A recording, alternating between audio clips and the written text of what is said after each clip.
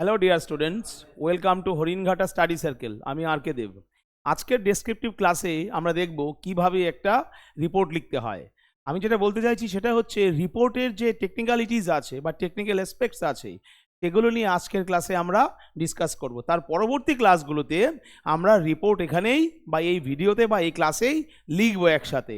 তাহলে চলো কথা না বাড়িয়ে আজকের ক্লাসে চলে যাই। তো রিপোর্ট বাংলায় যাকে আমরা প্রতিবেদন বলে থাকি, সেটা কিভাবে লেখা হয়, একটা রিপোর্টের স্ট্রাকচার আর ফরম্যাটই বা কি আছে, তার রাইটিং স্টাইল বা কি আছে, সেটাই দেখে নিচ্ছি আমরা এখন। তো রিপোর্টে প্রথম আমরা দেখে নেব তার স্ট্রাকচার আর format. Structure and format of report. একটা রিপোর্ট কিভাবে লিখতে হয় তার স্ট্রাকচার ফরম্যাটটা। প্রথমে কি থাকবে তাহলে? প্রথমে থাকবে তার টাইটেল, টাইটেল বা হেডলাইন, তাই না? যখনই আমরা কোনো রিপোর্ট লিখবো, আমি মাঝে বোর্ড থেকে সরে যাবো যাতে তোমাদের দেখতে সুবিধে হবে। তো টাইটেল বা হেডলাইন, যাকে বাংলায় আমরা শিরোনাম বলি, তো কীরকম হবে এই টাইটেল বা শিরোনাম? প্রথমত এটা ক্লিয়ার হতে হবে, দ্বিতীয়ত হবে কনসাইজ, আর তৃতীয়ত হবে জার্গন ফ্রি। জার্গনটা কি জিনিস? আচ্ছা বলছি, কনসাইজ মানে হচ্ছে সংক্ষিপ্ত। তাহলে যে কোনো টাইটেল বলো বা হেডলাইন বলো সেটা হবে সংক্ষিপ্ত। আর জার্গন ফ্রি, জার্গন জার্গন মানে কি? অপভাষা, অপভাষা বা অর্থহীন ভাষা।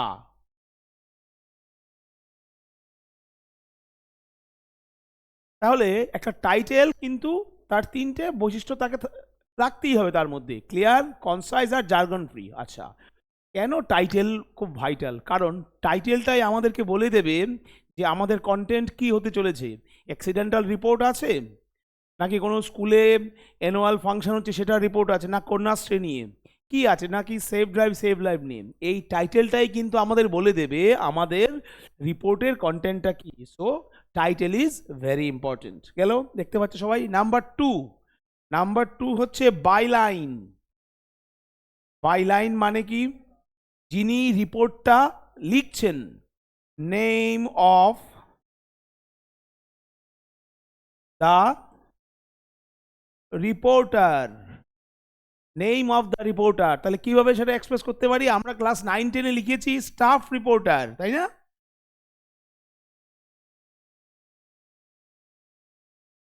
যখন 11 আর 12-এ উঠে গেছি তখন কি লিখেছি? By a local correspondent. তো 11-12-এ লিখেছি বাই এ লোকাল করেসপন্ডেন্ট, আর 9-10-এ লিখেছি বাই এ স্টাফ রিপোর্টার। আমাদের 9-10-এর স্ট্যান্ডার্ডেই আসবে মোর অর লেস। আচ্ছা, তো বাইলাইনের ক্ষেত্রে রিপোর্টারের নাম লিখে দিলাম, হয় বাই এ স্টাফ রিপোর্টার অথবা বাই এ লোকাল করেসপন্ডেন্ট লিখবো। মাথায় রাখতে হবে রিপোর্টারের কোনো পার্সোনাল ইনফরমেশন দেয়া যাবে না। তিনি যে রিপোর্টার এইটুকানি, ব্যাস, এর বেশি আর কিচ্ছু করার নেই আমাদের।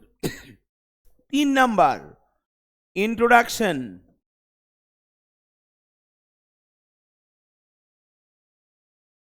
মুখবন্ধ। অবশেষে আমরা ভাইটাল পার্টে প্রবেশ করলাম, ইন্ট্রোডাকশন মানে ভূমিকা, তাই না? ইন্ট্রোডাকশনে আমরা কি দেখতে পাবো? ইন্ট্রোডাকশনটা কি কভার করে? ব্রিফলি 5 ডাব্লিউজ, 5টা ডাব্লিউ। 5 ডাব্লিউতে কি বোঝায়? দেখো, হু, হোয়াট, হোয়ার, ওয়াই আর ওয়েন। তাহলে যে রিপোর্টই লিখি না কেন আমরা, সেই রিপোর্টের ইন্ট্রোডাকশনে কি থাকবে? এই 5 ডাব্লিউজ। এবং অতি সংক্ষিপ্তভাবে আমরা এই 5 ডাব্লিউজকে এক্সপ্রেস করব। যেমন ধরো কোনো একটা অ্যাক্সিডেন্টাল রিপোর্ট লিখছি, নৌকা ডুবি, বাস অ্যাক্সিডেন্ট, ট্রেন অ্যাক্সিডেন্ট বা বাইক অ্যাক্সিডেন্ট। সেই ক্ষেত্রে আমরা কি হয়েছে অ্যাক্সিডেন্ট, কখন মানে কটার সময়, কোথায়, কোন রোডে, কে মারা গেছে, ক্যাজুয়ালিটি, তাই না? কিভাবে, পরপর বা মুখোমুখি দুটো গাড়ি ধাক্কা দিয়েছে। এইভাবে ইন্ট্রোডাকশনে আমরা 5 Ws নিয়ে ইনফরমেশন দেব। গেল। তারপর 4 নাম্বার কি আছে? 4 নাম্বার হচ্ছে ডেসক্রিপশন। ডেসক্রিপশন অথবা ডিটেইলড অ্যাকাউন্ট।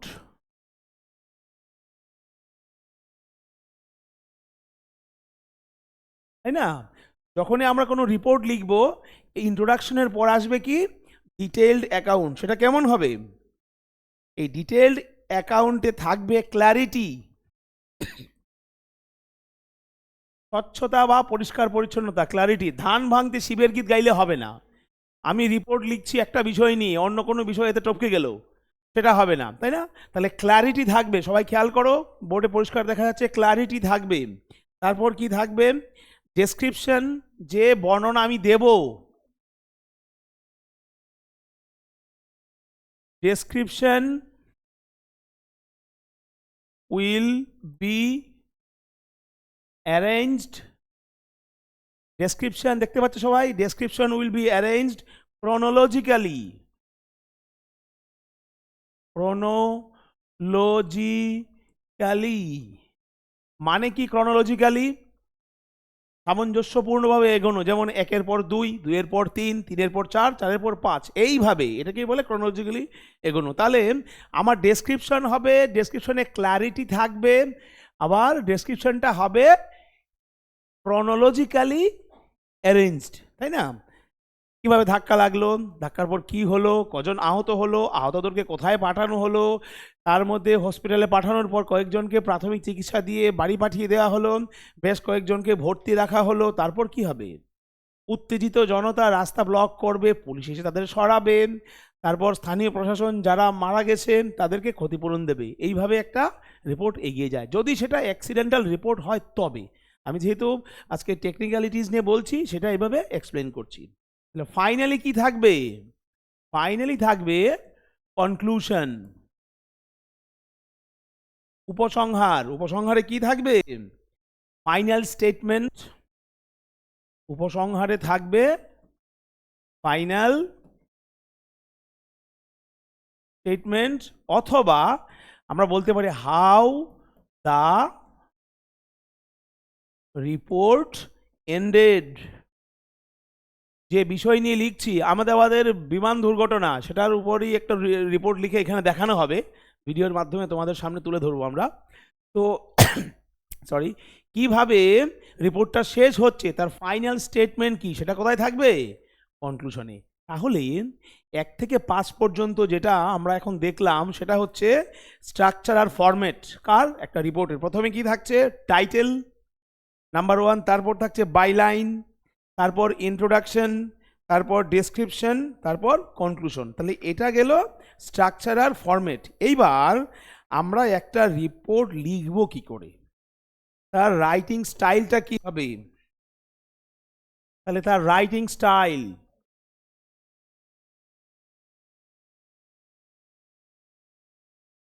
রাইটিং স্টাইল, প্রথমে রাইটিং স্টাইল বা লেখার ধরন কিভাবে? প্রথমে কি থাকবে? প্রথমে থাকবে অবজেক্টিভ। একটা রিপোর্ট সবসময় অবজেক্টিভ অ্যান্ড ফ্যাকচুয়াল হবে। ফ্যাকচুয়াল মানে আমি লিখছি আহমেদাবাদের বিমান দুর্ঘটনা নিয়ে, অথচ আমার লেখার মধ্যে মাঝখানে ট্রেন অ্যাক্সিডেন্ট চলে আসলো, তার মানে এটা ফ্যাকচুয়াল না, এটা ডাইগ্রেস করে গেল। এরকম করলে হবে না। যে বিষয়টা নিয়ে লিখছি, যে কন্টেন্টের উপর আমি ফোকাস করছি, সেটার উপরই আমি লিখব। Number 1 objective. অবজেক্টিভ, অবজেক্ট লিখে দিয়েছি, এটা অবজেক্টিভ হবে। অবজেক্টিভ কেন? রিপোর্টারের পার্সোনাল ফিলিং আর ডিটেলস থাকবে না। কোনো reporters personal feelings not needed. মানে যিনি রিপোর্ট করছেন, রিপোর্টার, স্টাফ রিপোর্টার বা লোকাল করেসপন্ডেন্ট বলো, তার পার্সোনাল ফিলিংস আর ইমোশন কিন্তু এখানে থাকবে না। তাহলে রাইটিং স্টাইলের ক্ষেত্রে প্রথমে খেয়াল রাখতে হবে, রিপোর্ট হবে অবজেক্টিভ আর ফ্যাকচুয়াল। ধান ভাঙতে শিবের গীত করলে হবে না। Number 2 past tense. Past tense. শিলিগুড়িতে বা নর্থ বেঙ্গলে যে বন্যা হয়ে গেল, যে ডিস্ট্রাকশন হলো, যে ন্যাচারাল ক্যালামিটি হলো, সেটা নিয়ে যদি আমরা রিপোর্ট লিখি সেটাকে পাস্ট টেন্সে লিখতে হবে। কেন? কারণ রিপোর্টের ক্ষেত্রে ঘটনাটা আগে ঘটে গিয়েছে, আমরা এখন লিখছি, অতীতের ঘটনা লিখছি, তাই আমরা পাস্ট টেন্সে লিখব। আচ্ছা, যদি রিপোর্টটা নিকট অতীতে হয়, যেমন ধরো গতকাল হয়েছে, সেই ক্ষেত্রে আমরা সেটাকে কিন্তু প্রেজেন্ট পারফেক্ট টেন্সেও এক্সপ্রেস করতে পারি। তো অত জটিলতার প্রয়োজন নেই আমাদের, আমরা পাস্ট টেন্সেই লিখব। ক্লিয়ার? তাহলে প্রথম দুটো কি আছে? Objective and factual. আর নাম্বার 2 হচ্ছে পাস্ট টেন্স। নাম্বার 3 হচ্ছে থার্ড পারসন ব্যবহার করব।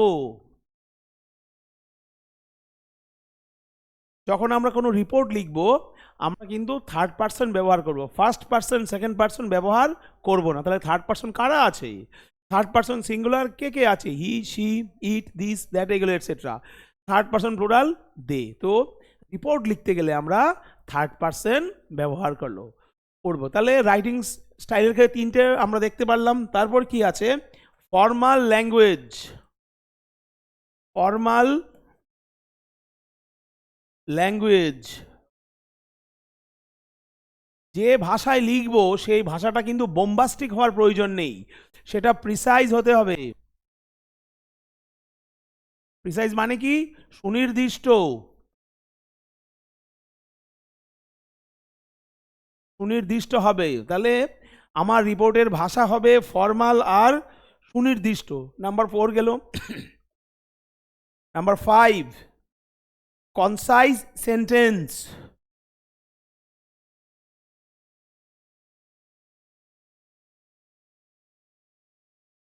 মানে সংক্ষিপ্ত বাক্য। আমরা সংক্ষিপ্ত বাক্য ব্যবহার করব। কেন? যখন আমরা কোনো রিপোর্ট লিখব, সেটা আমরা সার্ভিস ওরিয়েন্টেড এক্সামে লিখি, বা ক্লাস 9-10-এ লিখি, বা 11-12-এ লিখি, যখনই কোনো রিপোর্ট লিখব সেন্টেন্স কিন্তু কনসাইজ হবে, সংক্ষিপ্ত হবে। এতে কি হবে?